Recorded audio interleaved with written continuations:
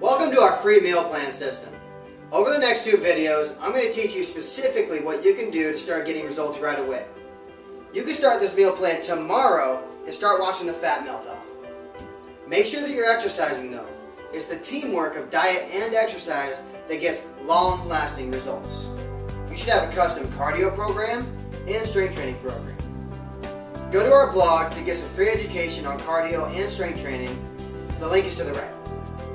This video will instruct you on what you need to do to prepare for the meal plan, and the second video will instruct you on what action you need to take to customize the plan to your body. Let's get started.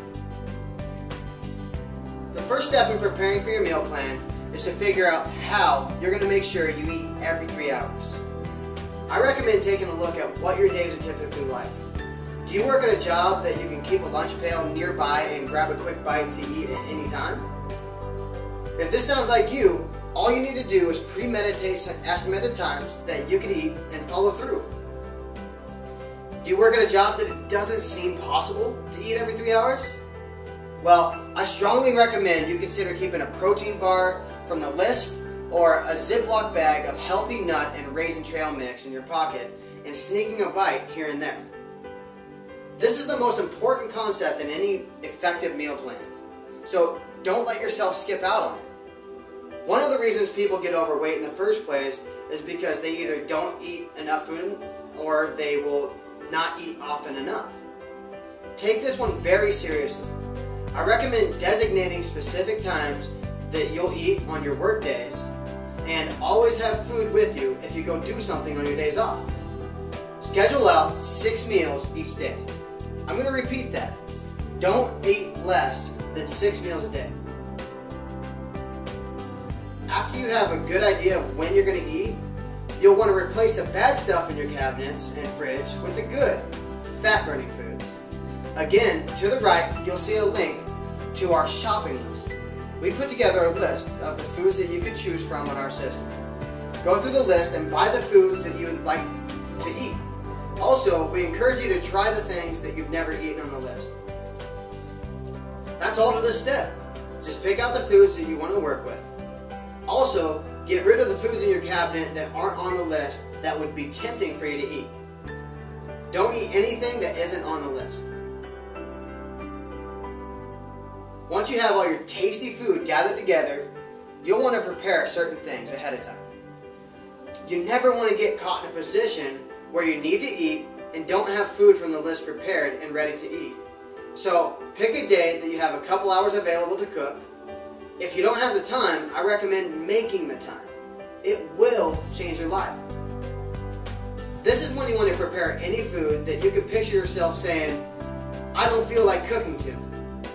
For me, this is pretty much everything. And that's how I recommend you do it. Cook a couple of pounds of every kind of meat you bought. Also, cook things like rice, potatoes, and other side dishes for the coming week.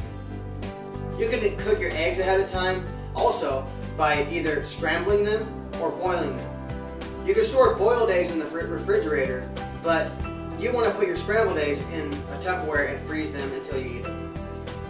Now, if you're eating tuna, open a bunch of cans of tuna and empty them all into a Tupperware and store them in the fridge. This will help save you the hassle of opening and draining them one by one. By doing it this way, the only food preparation you have to do is microwaving your food or slapping a sandwich together, and it just takes the stress out of things. If you do that, you can do this once a week, or you can do it twice a week, whatever you prefer. I recommend once a week. If you do it once a week, you'll want to store everything in the freezer and just pull out your next day's worth of food and put it in the fridge the night before so it's thawed out. If you prefer to do this twice a week instead of once, feel free to. The only other thing you need to do to prepare for your meal plan and for the next video is to determine your metabolic type. We all react to foods in different ways, but research has shown that it's as simple as determining if you're a carb type, a protein type, or a mixed type. You might have a guess of what you think you are, but people are normally wrong in guessing their type. So we have a metabolic typing test that will help you determine your type. Take the test, then move to watch the next video. This tells you what to do to start taking action.